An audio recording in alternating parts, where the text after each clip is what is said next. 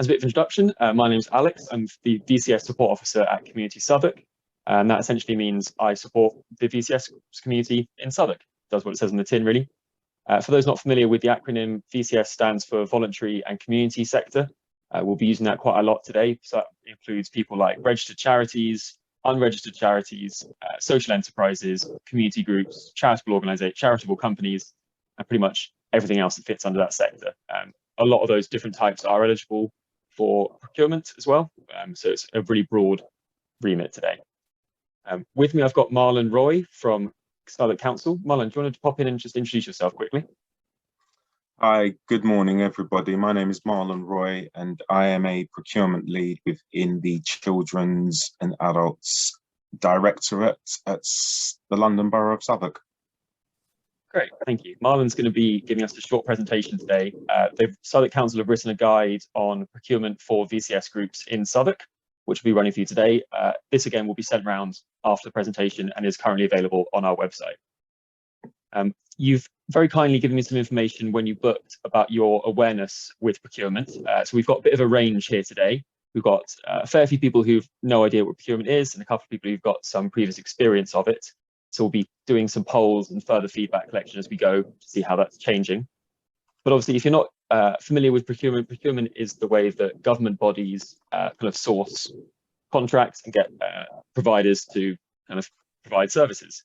It's a really important potential route of income for charities and community groups, but it's an area where a lot of them are struggling historically to access and can find the kind of process difficult. So this is the start of some work that Community Southwark could be doing on improving access and information about procurement and hopefully helping people, smaller charities, get involved and make best use of the options available to them. With this being a webinar, as I said, the Q&A function is the best way to ask questions. I think the chat is disabled, which is a mistake on my part, so I apologise. But you can also email me at any time. My email address is alex@communitysouthwark.org with any feedback on this session or indeed anything else around procurement. As a bit of a run through for what we're going to do today, I'll shortly be holding over to Marlon, who will be presenting those slides about procurement in Southwark. And then we'll be throwing to, hopefully, Jack Hartshorn from Kingswood Arts will be joining us to talk about their experience with winning a contract with Southwark to manage a community and cultural venue in the south of the borough. We'll then have about 10 minutes for questions at the end, and we'll try and get through as many as we can in that time. So with no further ado, I will throw to Marlon. Marlon, can you please present? Thank you. Thank you, Alex. I'll share screen. Hope everybody can see that. Looks good to me. So as Alex has already mentioned, I'll be running through a presentation that we've developed for the voluntary and community sector in relation to procuring for goods and services for the London Borough of Southwark. So here's just kind of a run through of the contents of the slideshow and the areas that I'll be covering. So here are the objectives of the presentation, to give an overview to the VCS and give you a greater understanding of the procurement process within the council. Hopefully to create some confidence around contracting with the council and to advise and give guidance whilst providing tips for the VCS providers in relation to bidding for council contracts. Here's a bit of an overview of the London Borough of Southwark. I won't go through that verbatim, but it's just a bit of background in relation to the council. What I will point out here is, sort of draw your attention to, is that the London Borough of Southwark purchases goods and services under the legislation of the Public Contract Regulations 2015.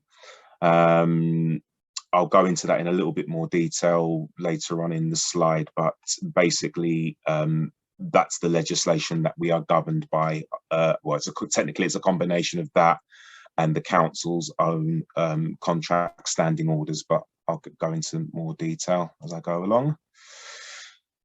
Okay, the Fairer Future Procurement Framework. So the FFPF represents Southwark's commitment to minimum standards that must be met in the direct delivery of contracts, and these are equally applicable to those organisations that we work with rather through external contracts, both directly or as part of a wider supply chain. As Alex mentioned, you'll have access to this slideshow, so you'll be able to get more information from that web link. Contracts and grants. So I just kind of wanted to set the scene before moving forward in terms of the difference between contracts and grants. I won't read the slide verbatim, but the main differences between the two are that a contract is a legally binding document between two parties, and in the council's case, that's usually, those are services or goods that are usually competitively tendered for, with the outcome being for the provider to be obliged in order to deliver those goods or services in question.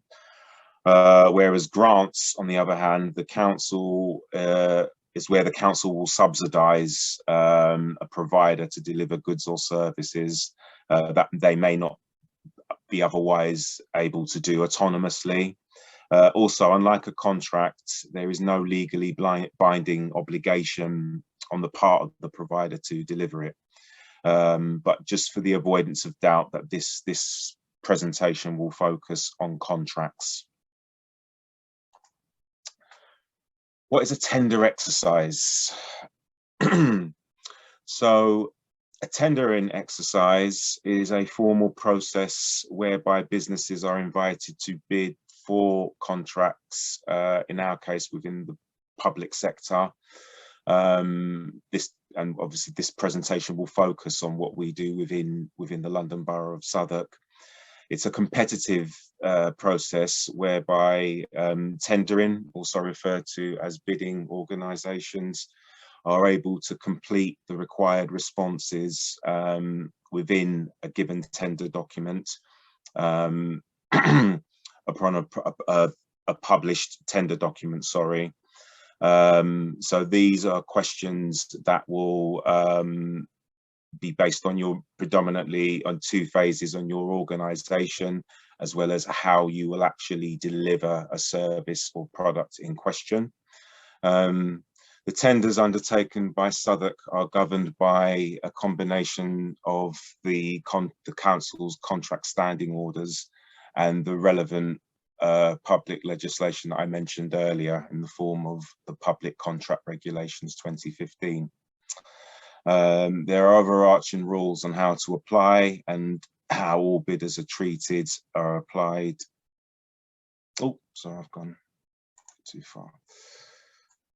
To every, yeah, sorry, I'll say that bit again. There are overarching rules on how bidders can apply and how they are treated as part of the process.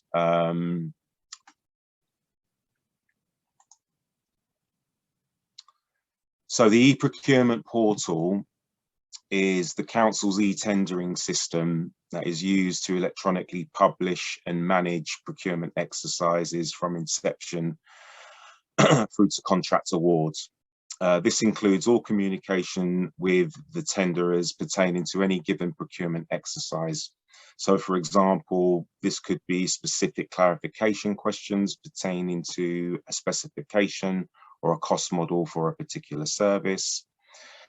The council is obliged to tender on pro contract for any goods with an estimated contract value of over 25k. We encourage all providers interested in tendering opportunities for the council to register with Pro Contract. And once registered, you'll be notified of all the relevant and related opportunities when they go live. Here is a procurement cycle, or I guess steps, related to our tendering process. So it's broken down into 3 phases, as you can see. So starting with the pre-tendering, which is where the kind of the needs assessment and the commissioning activity is developed and designed and developed rather. We also look at the planning and the available budgets for any given service that we want to tender for. We'll define any requirements in the form of a specification. At this stage, we'll also engage with service users, as one of the things that London Borough of Southwark does is that they work with service users in order to develop specifications, as well as the actual being part of the actual tendering process itself, and also looking at market engagement, which I'll talk a little bit more about later, before moving on to the tendering phase itself. So that involves the actual tender publication slash invite to tender, which you'll be able to find on various platforms, including ProContract, which I've already mentioned, Find a Tender, and Contracts Finder. I'll provide more details on those platforms a bit later. The end goal will be for the interested bidders, providers, to submit an actual tender with detailing all of the requirements, including a proposal around how a service will actually be delivered. Part of the tendering process will involve tendering evaluation, which will involve a panel of council officers and in some instances service users in relation to bids that have been received from providers. We'll also go, in order to award a contract, the council will need to go through quite a strict governance process before being able to award a contract. Before finally moving on to the sort of post-award phase, which will involve contract management of the service being delivered. That's where the council will continue to work with the successful provider or providers, if you like, in addition to fulfillment and payment.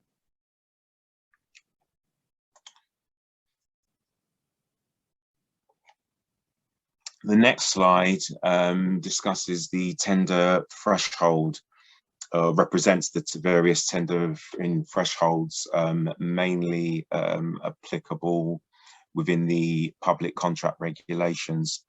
I won't go into too much detail on this slide, but what I kind of will sort of focus on is the contract type that's relevant to the VCS, which is namely the light touch regime. So when we purchase goods or services that are likely to reach a financial threshold of 63540, this means that the council is obliged to publish what's known as a contracts notice. This means that the notice will inform providers through Find a Tender and Contracts Finder, as I've mentioned earlier, which are both government-based platforms that inform providers of opportunities that they can bid for. Light touch regime services include health and social care, education, and other cultural services defined within the regulations. In the main, that's kind of outside the scope of this presentation, but there is a little bit more detail on that a bit later in this presentation. So here is a bit more detail around the aforementioned thresholds, but these pertain more specifically to the council's standing orders. So as I mentioned before, that any service or goods with a contract value or estimated contract value of over 25k will need to be published on ProContract, which we will seek competitive quotes for. Any contracts that are between 25k to £100,000, we need to obtain a minimum of 3 quotes according to the council's contract standing orders. Any contracts of 100,000 or more or below the relevant sort of domestic legislation threshold, and the applicable one would be the light touch regime threshold that I mentioned in the previous slide. We need to follow the appropriate procurement methodology in order to obtain at least 5 tenders. For all other contract values above the UK domestic legislation value, we would follow the appropriate route through the appropriate threshold of the public contract regulations, which would be advertised on one of the aforementioned platforms. Procedures and types of contracts. So there are many routes available to the council around the types of procedures, procurement procedures available. These include open, restricted and competitive dialogue procedures, which I'll talk in a bit more detail in the next slide.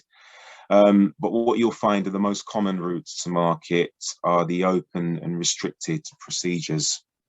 The advert and instructions, to tender will detail the approach and route and type of contract. These include one-to-one contracts. This will be sort of one provider, one recipient being the council, and either a framework or dynamic purchasing system. Both of the aforementioned I will talk about in the next slides. So going back to the procedure types for the procurement of services. So we have the open and restricted tendering processes. So the open procedure is probably the shortest and simplest route in order to award a contract. It's normally a one-stage procurement process where any provider can respond to an advertised contract notice that doesn't include a pre-qualification stage. So I just want to caveat that in that whilst there is not a specific pre-qualification stage, there is a pre-qualification assessment that bidders will need to pass in order for their actual bids to be assessed. So that will be the actual proposal, which I'll go on to talk about in more detail. The restricted procedure is a two-stage process. So so this is broken down into the pre-qualification stage, as mentioned in the open procedure, and bidders that actually pass that stage will then be invited to to submit an actual tender for the actual service itself. So that will be effectively a proposal on how the provider will actually deliver the service. So the contracts are normally submitted and based on rather the most economically advantageous tender, which is a combination of best quality and price. Other procedure types that the council use include the competitive procedure with negotiation, which allows the contracting authority flexibility around whether to negotiate or simply to award a contract based on initial tenders submitted. Another procedure type is competitive dialogue, which is where the council will consider applications from interested parties, then will invite a number of qualified applicants to enter into discussions with a view to developing and identifying solutions that are capable of meeting the needs of the council before providers are requested to submit a final tender.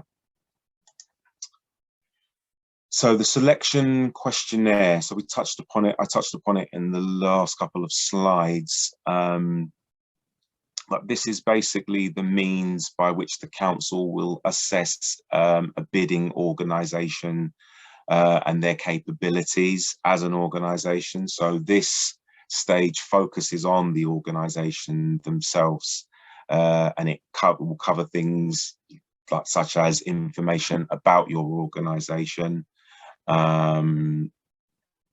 sort of the grounds for mandatory exclusion, grounds for discretionary exclusion. So this could include things like bankruptcy, grave misconduct, conflicts of interest, the organisation's financial status. So normally it would be required that there are minimum turnovers within organisations that organisations need to meet in relation that correlate with the value of the service itself. There'll be an assessment of the organisation's technical and professional ability in order to deliver related services, as well as insurances. Now, what I've given there, provided there, are just examples, but the threshold, the insurance threshold, sorry, can vary from service to service, depending on the value of the service and the nature of the service. And lastly, equalities, environmental management, and health and safety. So this will include things like your policies related to the aforementioned. Excuse me, sorry. So I mentioned earlier the light touch regime, which is the excuse me. So yeah, this is the procedural type that's most relevant to providers within the VCS. So effectively, the light touch regime focuses on services within what are known as Schedule 3 services under the public contract regulations. So namely, these are health and social care, education, and cultural services mainly. So this tendering process is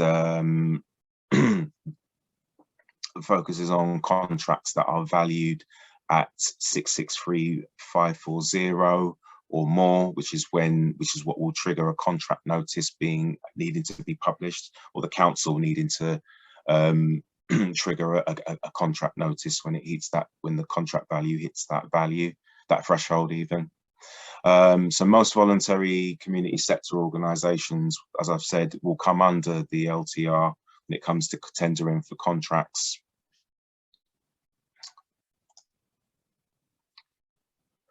So there's not sort of much to add here. I won't sort of read the slide verbatim. But what I will say is that unlike other types of services under the Public Contract Regulations 2015, there are no specific timescales when it comes to tender publication periods. What we focus on are the overarching principles of openness, transparency, fairness, and proportionality.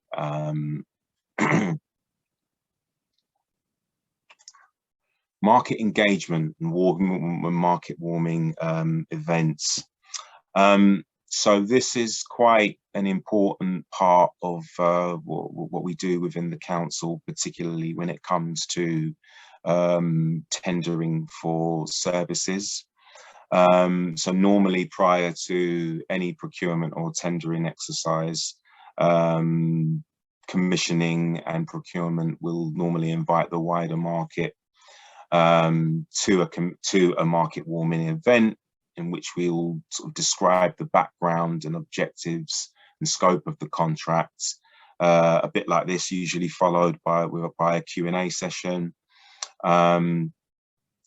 We would sort of strongly advise once signing up to the various platforms, which I'll go on to talk about in a bit, but some I've already mentioned already, such as ProContract, that if you're interested in bidding for any contracts that the council plan on publishing, that you attend these market engagement events, as they're a good opportunity to understand more about the service, to ask questions, you know, even as a means of identifying competitors or even potential partners adversely. Like I said, it's always best to keep an eye on notifications that come through the electronic platforms such as Find a Tender, Contracts Finder, and of course Pro Contract, which is the e-tendering portal that I mentioned earlier. So one of the contract types that LB Southwark tenders for from sometimes are frameworks. So frameworks are a different type of contract offer from the council, and depending on what the specific deliverables are for that service, the council may opt to utilise a framework instead. So frameworks specifically are umbrella agreements that set out the specification, quantity, quality and price and other requirements of local government contracts. Providers are expected and required to complete in an open competition to be appointed to the framework. Once on the framework, once you qualify for it, usually requires meeting kind of a minimum sort of threshold, if you like, a quality threshold. And once you're on the framework, the council can then call off from individual contracts. So if you meet the relevant threshold, you'll be the council will have the option to call off what I refer to as individual contracts. Local government frameworks are not normally awarded for longer than periods of 4 years, and in which they are actually fixed at that point. So new providers are not normally allowed to be not allowed to be added to it, or sort of terms and conditions changed on the framework. It's normally fixed for that period. Unlike other types of contracts discussed in this document, once a provider qualifies for a framework, there's actually no guarantee of work, if you like, or being awarded a contract. It just means that you're effectively a qualified provider, that if the council needs to call off from the framework, that you would be eligible to be awarded an individual contract. I've probably just finished that point, just in terms of an example. An example of a framework is the alternative education provision framework that the council has entered into recently with a number of providers that have bid to be part of that framework. Another similar type of contract model is the dynamic purchasing system.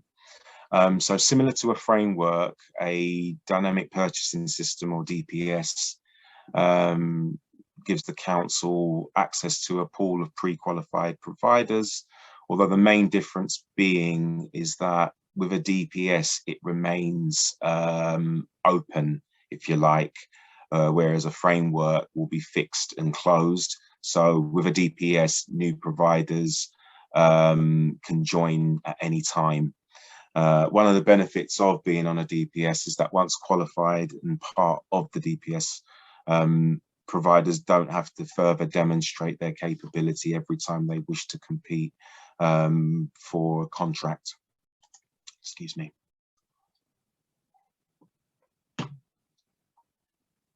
Quality. So this is specific to your responses that you submit as part of your bid. So I spoke earlier about pre-qualification in your organisation meeting the minimum requirements set out in the tender documents. So this is the next phase of that focuses on your proposal and how best you can deliver the services being tendered for.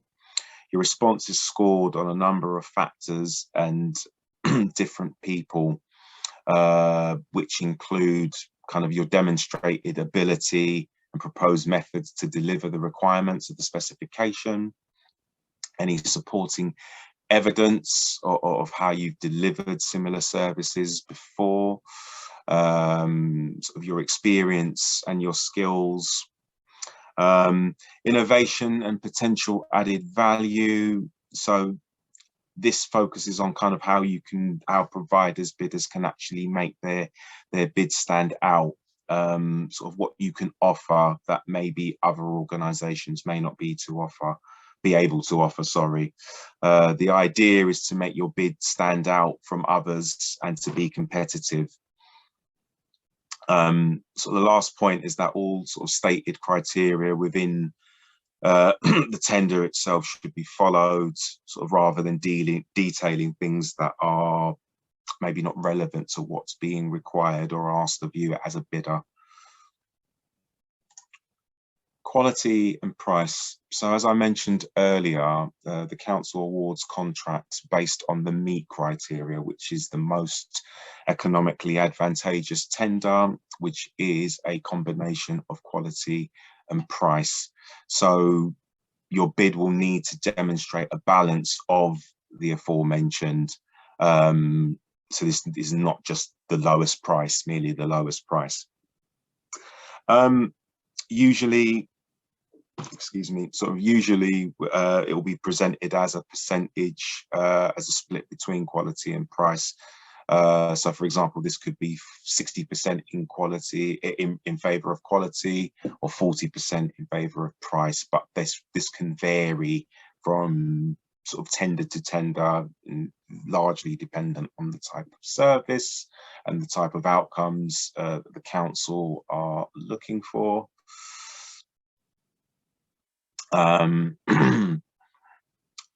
Service delivery, so effectively a big part of your proposal will be around the service delivery and how you as a bidding organisation will deliver the service. So as sort of I alluded to earlier, sort of focusing on what will make you stand out in terms of innovation,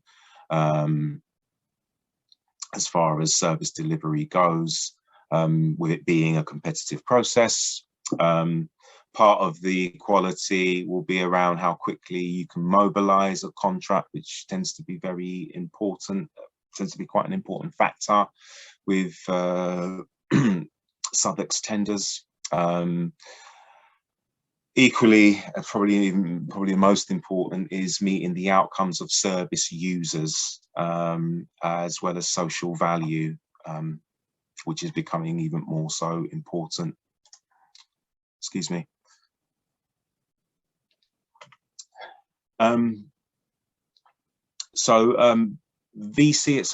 VCS organisations may benefit from forming partnerships or working as part of a consortium.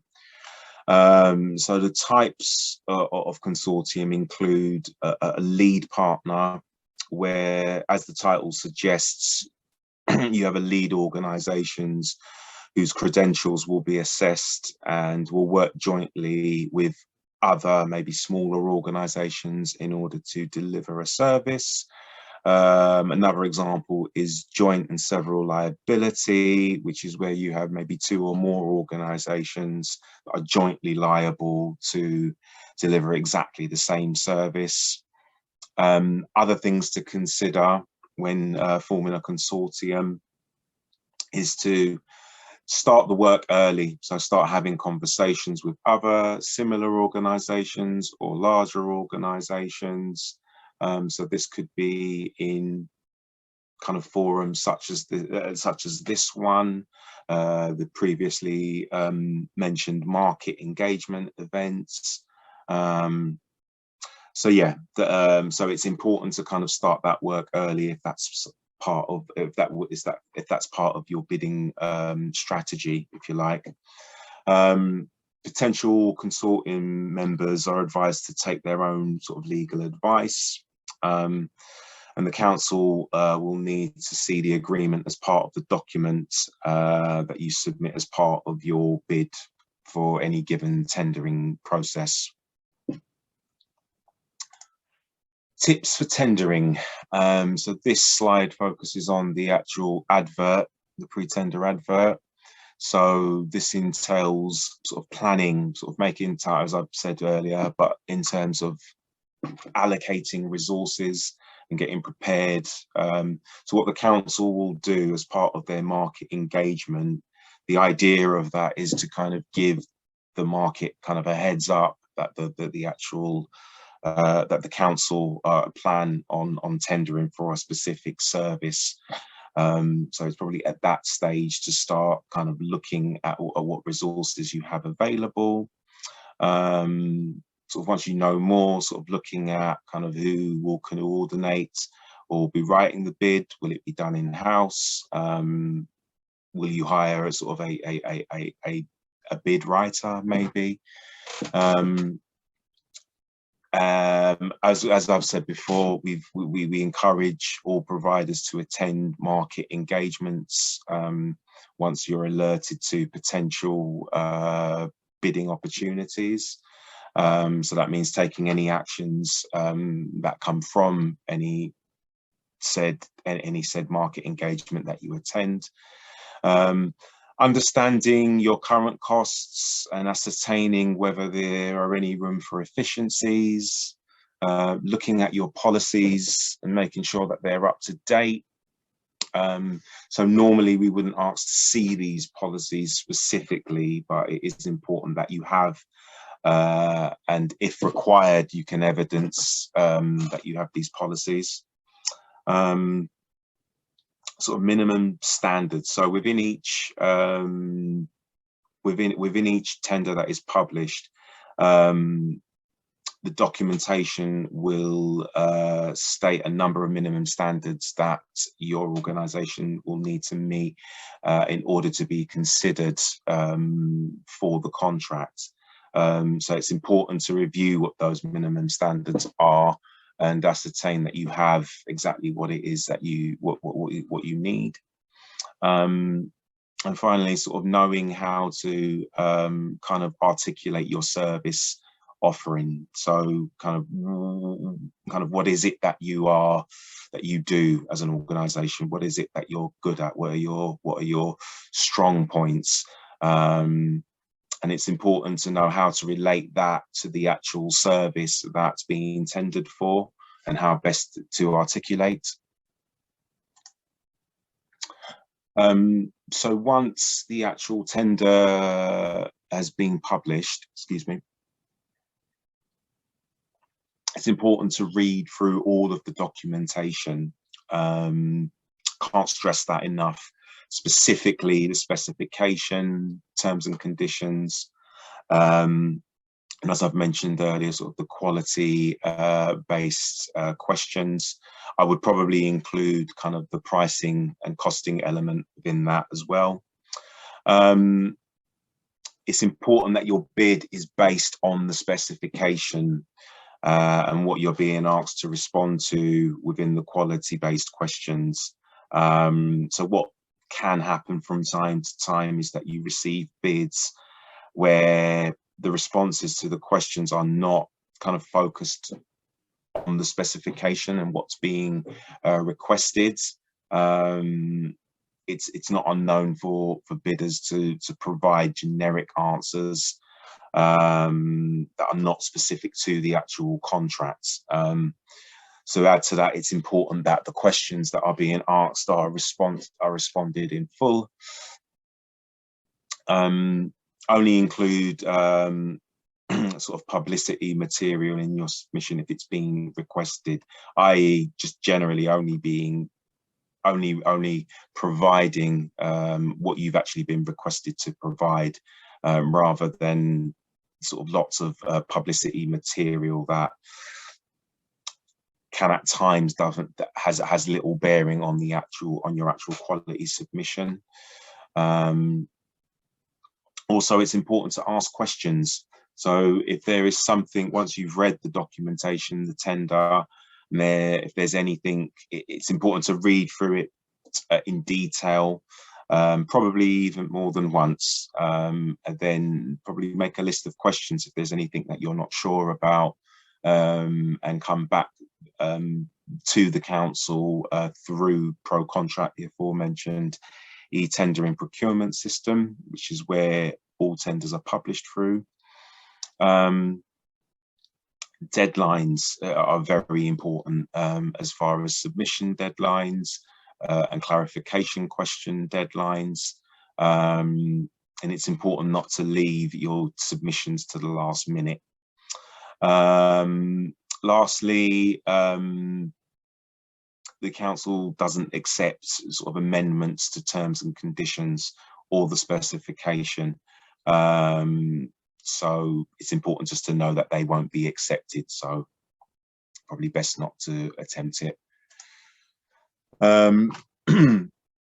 So before you submit your tender, it's important to use your responses to demonstrate your understanding, knowledge and experience and your ability to deliver the actual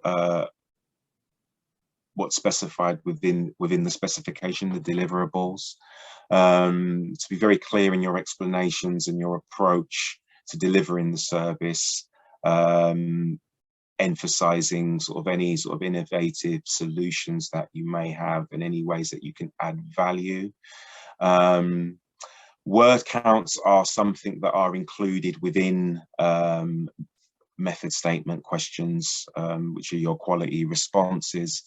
So it's very important to work within those word counts, as anything over any specified word count can't be taken into consideration. It's important to stick to the specifics of the actual service that's being tendered for, rather than sort of relying on any sort of previous knowledge sort of held around other contracts with the council. You know, each contract itself is unique, so it's important to focus on what's being requested through the tender for any given service. Lastly, to provide all the information requested, very important. So in all of our tenders, we will provide checklists that can assist with the prevention and omissions of important information that could sort of result in your bid not being considered. Lastly, some do's and don'ts. I think I've gone way over time, so I'm just going to go through this very quickly. I've mentioned before to sort of take your time and read the instructions, sort of paying attention to any specific deadlines, making sure that you understand any questions and evaluation criteria and sub-criteria, and paying attention to word counts. And if you're not sure, please ask, making sure your answer is relevant to the question, completing all relevant sections and fields. As far as the don'ts go, don't provide additional documentation that hasn't been requested, don't exceed word counts, don't copy and paste from previous bids. That is a big no-no, and it's something that happens more than you'd probably think. But that's a huge no. Please don't do it.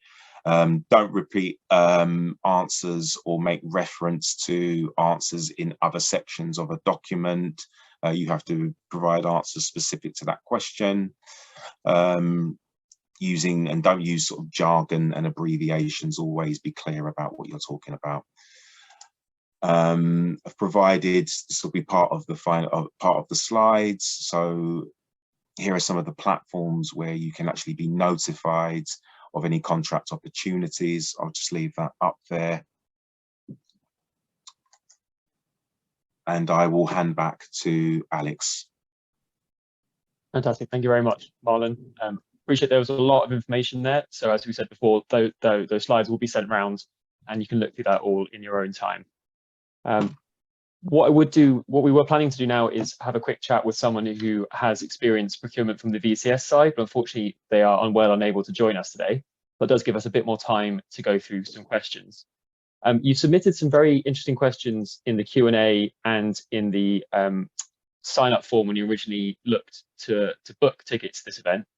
And what I would say is Marlon is attending as a representative of the commissioning team, but is not necessarily the best place to answer some of the more wide-ranging questions you have around the suitability of smaller VCS groups to get involved, or groups who might be approaching with English as a second or third language. So what we'll do is we'll compile these things together and have a chat with the commissioning team at a later date. I think there are a lot of really interesting points being made. And I think Community Southwark as an organisation is very keen to do more work on representing VCS groups in procurement and making it a more level playing field. There are a couple of questions now which I think Marlon might be able to be best placed to answer. Marlon, we've had a question here about supporting evidence. Do you have any sense of what looks strong and what stands out? Is it a case of using case studies, particular stats, videos? Do you have anything that you know makes a real impact? So case studies are a good way of kind of evidencing kind of how you can best deliver upon sort of a specification. So obviously our specifications will go into a lot of detail around the specifics of the service deliverables.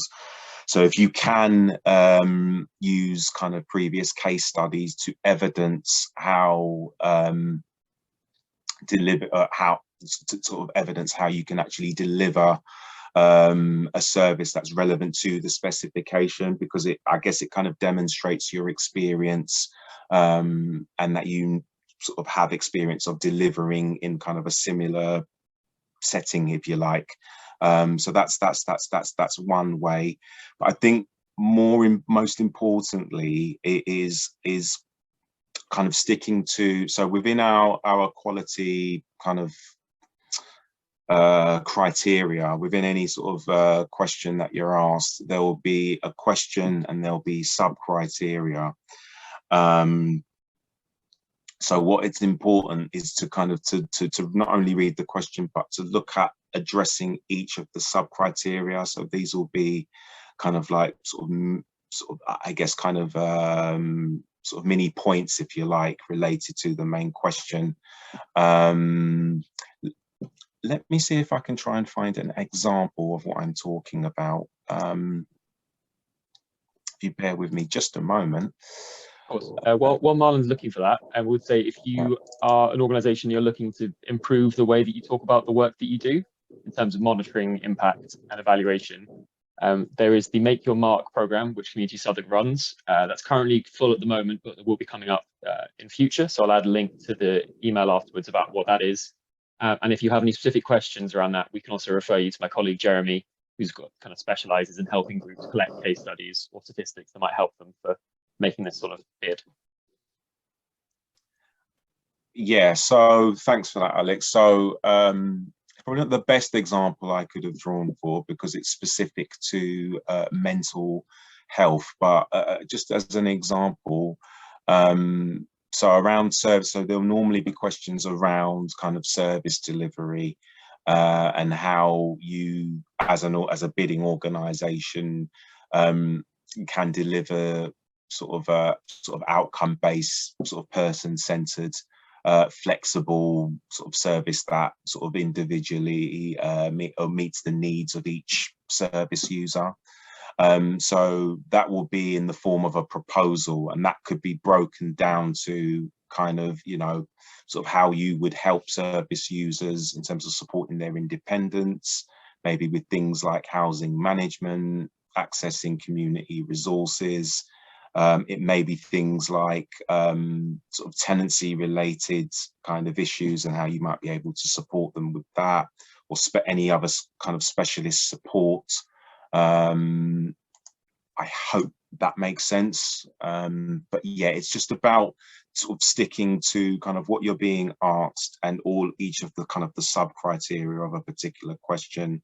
And yeah, I mean, I think you mentioned earlier sort of around sort of supporting evidence, and that's really sort of that's really key, because it demonstrates that not only are you experienced in delivering such solutions, but you can also be in a position to propose how you might be best to deliver or an actual service in terms of a proposal, if that makes sense. Yeah, great. Thank you, Marlon. One thing I would add to that is, much like doing a grant application, if you're worried that it doesn't make a strong enough case, give it to someone that's entirely outside of your organization, friends, family, or perhaps even a service user, and get their response. Is it clear? Does it make an impact? And does it really clearly tell why your organization is best placed to do this? I think it can be very easy to get stuck when you're writing a bid or a grant application, and it's best to get some sort of outside viewpoint as well. In terms of support for groups, we've had a question here, Marlon, about do you have any kind of templates or guidance on how people can write a bid? Is there kind of a structure that you want people to follow, or is it much like you said before, just addressing each bullet point and section? So all of the documentation, any tender documentation, will be sort of very detailed in terms of what the council are requesting from any bidding organisation. So the templates will be, well, maybe not templates, that's probably the best way to word it, but if you think about sort of delivering a qualitative proposal, the questions will be put in a way whereby not only you're asked kind of a main question, and that could be around maybe a case study, or it could be around a proposal, and it will be broken down sort of further. So it will say something to the effect of your response should include the following, but not be limited to the following. And there'll be a number of bullet points, which we refer to as sub criteria. So I guess in a way that's kind of a template, if that makes any sense. So if you, I guess what I'm saying is, if you follow that, the question, the sub criteria, and you're able to provide sort of the responses that are being asked in the questions, then you stand every chance of doing well, I would suggest. Great, thank you. I guess the point I'd say there is that we get that question a lot around whether there are templates for kind of grant applications. And again, I think it can be very easy to get hung up on a template and saying, I need to look in this structure. Most applications and bid process will tell you what they want to see. And it's just a case of you literally putting out in bullet points and then maybe trying to spend a bit of time wording it so it flows together. But don't be afraid of just literally hitting those bullet points time after time, because that will make people like Marlon's job a lot easier when it comes to reading those applications. Just for the avoidance of doubt, I don't actually assess the bids, but okay. I affect it. Yeah, just to be clear. But yeah. Sure. We'll go to some other questions in a bit, but I just want to make sure I launch a poll to make sure I gather the feedback of people who are here. The first poll here is going to be about whether people here have actually submitted a bid or not. So I'm just going to launch that now. Please let me know which of the following options best suits you. Should be fairly understandable whether you've been awarded a contract, you put in a bid and weren't successful, you've not engaged us before, and so on. So we'll leave that up for a little bit while we're able to get back, and I'll jump to another question. We've got a question here about the contract values you mentioned earlier, Marlon. I assume those are over 3 years, or the length of the contract.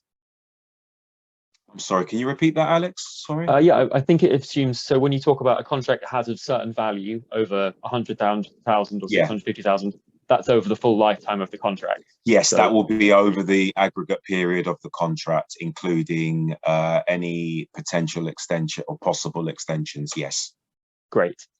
And would it be fair to say that if the organisation has a current income that's substantially lower than, or maybe about 50% lower than the, sorry, I've not phrased that very correctly. If there's a contract available and it's more than 50% of the organization's current income, would they still be eligible, or would you be looking to find the contracts that are more proportionate to the organization's current income? really depends. So it depends on the nature of the service. It depends on what the actual value of the service is, potentially. As far as, I guess, kind of percentages go, what we kind of look at here, we've actually, so as part of our sort of standard questionnaire, I think we've actually reduced our requirement as far as sort of minimum turnover goes. So I think it was at 2 times the actual contract value. So I think that has gone down to sort of 1.5. But what we do is we look at it on a case-by-case basis. So if it is something that we feel that actually we could actually get, that the VCS could add some value to this, then that's something that we would look at and sort of design accordingly, if that makes any sense. Yeah. Sorry, I couldn't be any more specific, but the answer is that it really depends. It depends on a number of factors. Yeah, of course. Again, I'll just put another poll up while we do the next question. This is about, obviously, this is the start of Community Southwark's kind of really looking at procurement in detail. So we're hoping to do some more kind of support work around this. This is just an initial list of what things we might be able to work on. We do also welcome any feedback, so please do email me if you have any thoughts, but would any of the following be helpful towards you? So we're looking at kind of workshops specifically on writing bids, collaborating. So if we see a bid come up, we will pull together groups of a similar type to kind of collaborate potentially on a bid. Make sure that we run information sessions on new opportunities. Sessions we hear from people who have successfully won contracts, and this kind of co-production discussion with people like yourselves, Marlon. So again, I'll leave that up for a bit. We have a question here, which I think is a good one.